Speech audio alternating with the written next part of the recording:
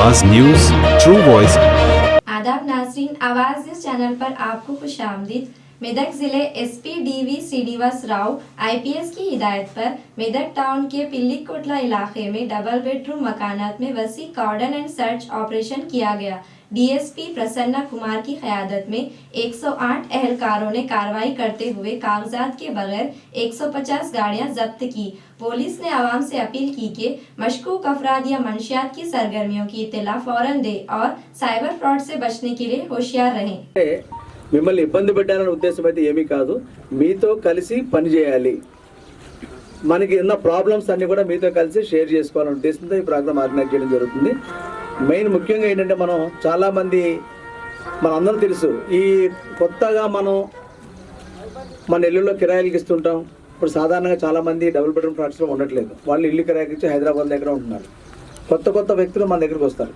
మీకు తెలుసు వీళ్ళు ఎవరో ఉన్నారు, మనకేం కొత్త వ్యక్తులు ఉన్నారు, కానీ మీరు ఎవరికి చెప్పలేని పరిస్థితి, వాళ్ళు ఏం చేస్తారో మీకు తెలియదు. అందువల్ల ఏంటంటే మనం ఈ ఉదయాన్ని మేము అందరూ కూడా ఈ మొత్తం దాదాపు 89 బ్లాక్స్ ఉన్నాయి. ఇక్కడ 89 బ్లాక్స్లో రకరకాల వ్యక్తులు ఇక్కడ ఉన్నారు.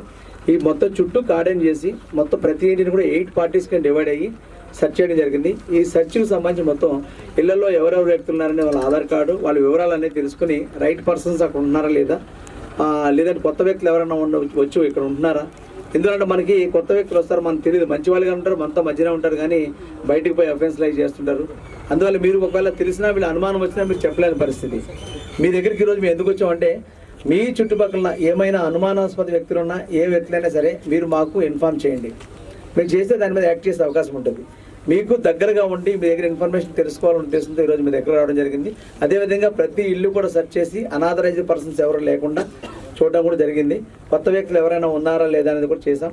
అదేవిధంగా మీ యొక్క వెహికల్స్ కూడా తీసుకురావడం జరిగింది. ఏదైతే కొన్ని ఇర్రెగ్యులర్ వెహికల్స్ ఉన్నాయో అవన్నీ ఇక్కడ తీసుకురావడం జరిగింది. మెయిన్ ఉద్దేశం ఏంటంటే, ప్రతి వ్యక్తి కూడా వెహికల్ మీద వెళ్ళేటప్పుడు కంపల్సరీ వాళ్ళకి ప్రతి డాక్యుమెంట్స్ మీ దగ్గర ఉండాలి. డ్రైవింగ్ లైసెన్స్ అనేది ఉండాలి, ఆర్సీ బుక్ అనేది ఉండాలి, అదేవిధంగా ఇన్సూరెన్స్ ఉండాలి. మీరు ప్రయాణం చేసేటప్పుడు హెల్మెట్ పెట్టుకోవాలి. ఈ భద్రతలన్నీ మీరు పాటించాలనే ఉద్దేశంతో మీ వెహికల్స్ కొన్ని తీసుకురావడం జరిగింది. మీకు అన్నీ చెక్ చేసి మీ వెహికల్స్ కూడా మీకు రిటర్న్ చేస్తాం. మీకు ఈరోజు రేపులో కొన్ని విషయాలు, ఎందువల్లంటే వెహికల్స్ సాధారణంగా ఇప్పుడు ప్రతి వెహికల్ కూడా ట్రాన్స్ఫర్ చేయాలంటే కంపల్సరీ పర్సన్ ఉండి ట్రాన్స్ఫర్ చేయాల్సిన పరిస్థితి ఉంది. ఇప్పుడు వెహికల్స్ కొంటున్నారు కానీ ఆ వెహికల్ వాళ్ళ మీద ట్రాన్స్ఫర్ చేసుకోవట్లేదు. దానివల్ల ఏదైనా ఇల్లీగల్గా కేసెస్ అయ్యే అవకాశాలు ఉన్నాయి, కొన్ని దొంగ వెహికల్స్ వచ్చే అవకాశాలు ఉన్నాయి. ఇప్పుడు రీసెంట్గా సెర్చ్ చేస్తుందంటే 2 వెహికల్స్ బస్ స్టాండ్లో ఉన్నాయి సార్, అవి ఇక్కడ పెట్టి వాడుతున్నాం సార్ అని చెప్పారు. అంటే ఇవి సెర్చ్ చేయడం వల్ల ఆ వెహికల్స్ ఈరోజు మనం ట్రేస్ చేయగలిగాం. అందువల్ల ఏంటంటే కనీసం మీరు వెహికల్ మీద ప్రయాణం చేసేటప్పుడు ఏ విధంగా ఉండాలని భద్రత తీసుకోవాలి. అదేవిధంగా మీ వెహికల్ మీకు కరెక్ట్గా మీ డాక్యుమెంట్స్ అన్నీ కూడా సక్రమంగా ఉన్నాయా లేని విషయాలు కూడా మీరు తెలుసుకోవాల్సిన బాధ్యత ఉంది. ఇంకోటి ఏంటంటే, మీకు ఇన్సూరెన్స్లు కూడా ఫేక్ ఇన్సూరెన్స్లు వస్తున్నాయి. రీసెంట్గా మెదక్ టౌన్లో ఒక ఫేక్ ఇన్సూరెన్స్ ఉంది. మీకు ఏం చేస్తారంటే, ఇన్సూరెన్స్ అని చెప్పేసి మీకు పేపర్ ఇచ్చేస్తారు, కానీ ఆ ఇన్సూరెన్స్ మీకు జస్ట్ పేపర్ మాత్రమే ఉంటుంది. ఆ ఇన్సూరెన్స్ జెన్యూన్ కాదు.